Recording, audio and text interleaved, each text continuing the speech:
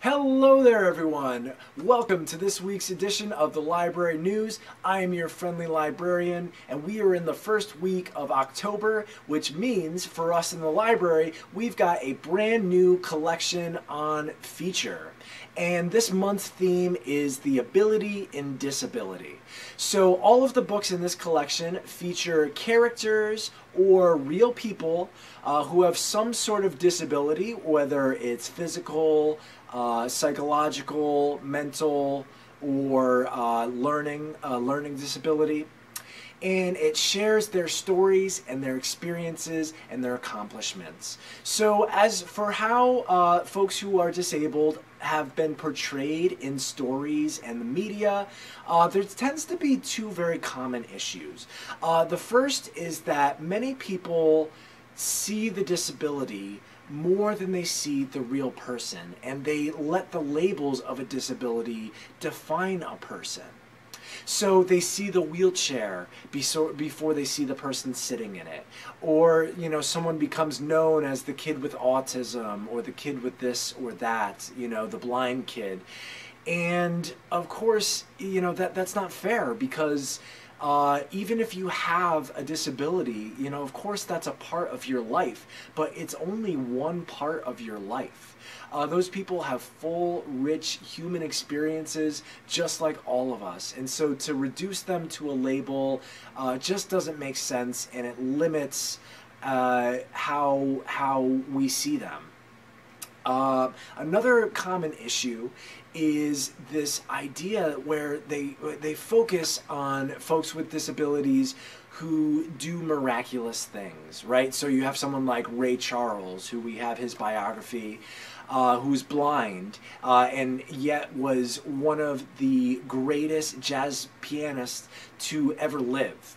Or people that, lost their legs, but then they went and climbed Mount Everest anyway. And that's awesome. We should be celebrating those stories. We should be celebrating those kinds of accomplishments for everyone. But the fact of the matter is, a person with a disability does not have to prove their worth any more than anybody else. They don't have to do a miraculous thing to be accepted and understood and valued. Right, so the stories in the books in this collection really have that positive outlook, and I recommend checking them out. So let's take a look at a few that you might like. For a full list and details, check the library website.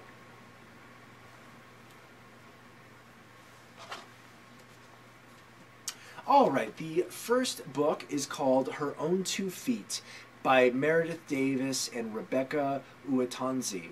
It's a Rwandan girl's brave fight to walk. So in this story, it's a true story about a girl who was born in Rwanda with a leg disfigurement that prevented her from walking. She had the option to travel to the United States, where a doctor with an experimental procedure was willing to work with her to help her be able to walk again. But she had to come alone to a foreign country that speaks a language that she didn't speak, and she was very young. So it was a really stressful, difficult situation to have to go through, but she persevered and in the end was able to walk.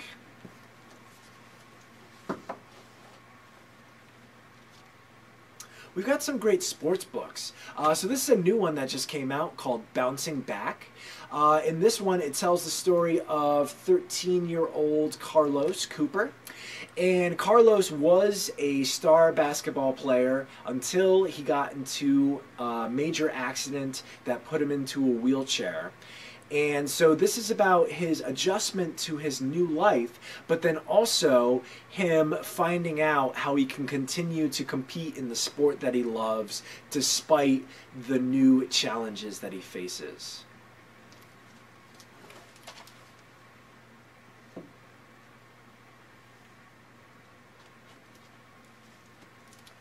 Right, next we've got a book that came out last year called Focused by Alison Gerber.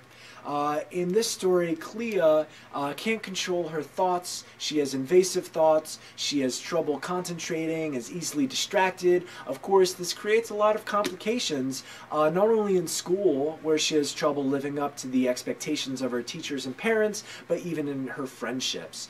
So she is diagnosed with ADHD, and this is all about her coming to terms with this diagnosis, and again being strong and finding ways, finding her strengths and using those strengths to be successful despite her diagnosis.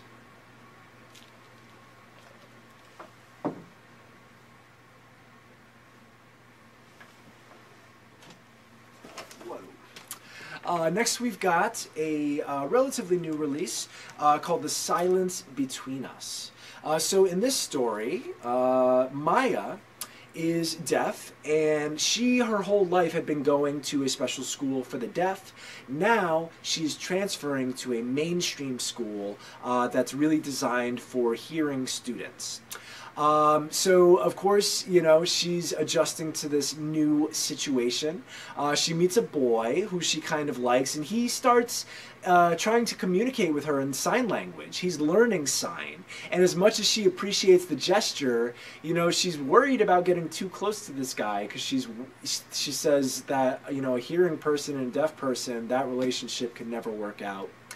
But things get even more complicated. She is offered a cochlear implant, so something that could go into her ear that would allow her to hear. And the people around her don't understand her hesitation to do this. She feels like it would not be being true to herself. And she wants to be true to herself, but she's also interested, and she wants to fit in, so she's really juggling a lot of conflicting motivations, and you get to see how she gets through it.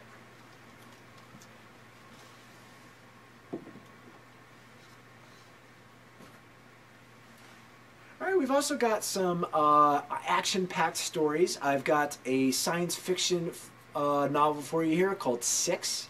The six that they're referring to are 6 kids who have some sort of serious physical impairment, such as muscular dystrophy. Some of them have terminal illnesses, and so, you know, their bodies just don't work quite the way that they want them to. And on top of that, in this world, there is an artificial intelligence that is let loose, that is creating all sorts of chaos and destruction. And so they turn to these 6 kids, transfer their minds to weaponized robots that enhance them, and it is up to these 6 to fight this this program and to save everybody.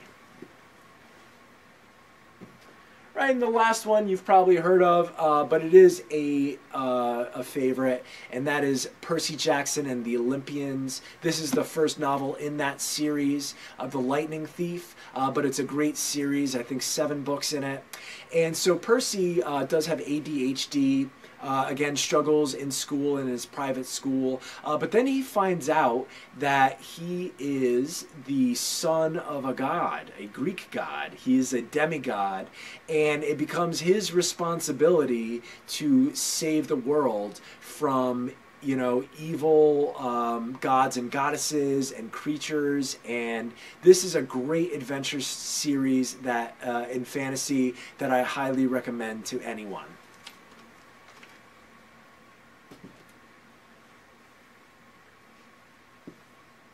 All right, so as I said, for a complete list of books in our The Ability and Disability collection, check the library website, go to New and Featured, find the October collection, and you'll find a full list with descriptions, trailers, reviews for each book. I also want to do a quick reminder, if you are interested in reading Radium Girls with the Oliver Wolcott Library Teen Book Club and virtually meeting the author at the end of the month, please let me know or reach out to the Oliver Wolcott Library directly. right? So I hope that you will check out some of these books, literally read them, use them to understand the experiences of people who are different from you, build that empathy, build that understanding to become a more well-rounded person. Right, so I hope to see you around. In the meantime, that's all I've got for today. Thank you so much for watching. It's your friendly librarian saying peace out.